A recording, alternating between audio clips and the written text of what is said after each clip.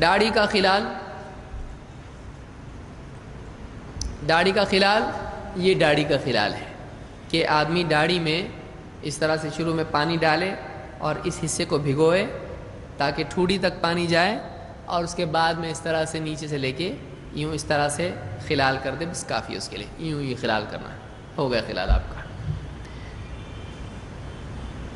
عثمان ابن عفان رضی اللہ عنہ فرماتے ہیں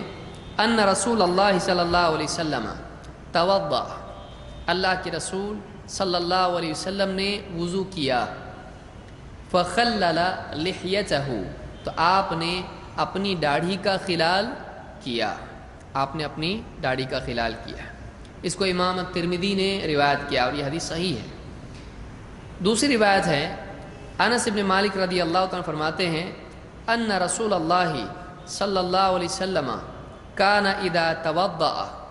اخذ کفا من ماء فادخلہ تحت حنکہ فخلل به لحیته وقال هكذا امرنی ربی عز وجل۔ اس کو امام ابو داؤد نے اپنی سنن میں روایت کیا اور یہ صحیح روایت ہے۔ کیا الفاظ ہے دیکھیے، آپ دیکھتے ہیں، کہتے ہیں ان رسول اللہ صلی اللہ علیہ وسلم کان اذا توضأ، اللہ کے رسول صلی اللہ علیہ وسلم جب وضو کرتے اخذ کفا من ماء، ایک چلو بھر پانی لیتے اور فادخلہ تحت حنکہ،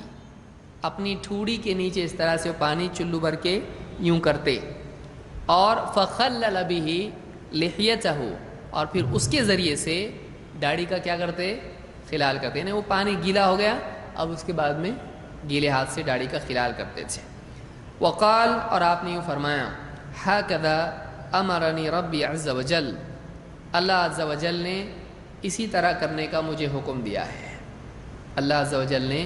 اسی طرح کرنے کا مجھ کو حکم دیا ہے۔ اس کو ابو داؤد نے روایت کیا ہے۔ تو اس سے معلوم ہوتا ہے کہ وضو میں داڑھی کا بھی خلال کرنا چاہیے۔ عام طور سے محدثین نے، علماء نے کہا ہے کہ داڑھی کا خلال کیا ہے، سنت ہے، اس لیے کہ آپ صلی اللہ علیہ وسلم نے امت کو اس کا حکم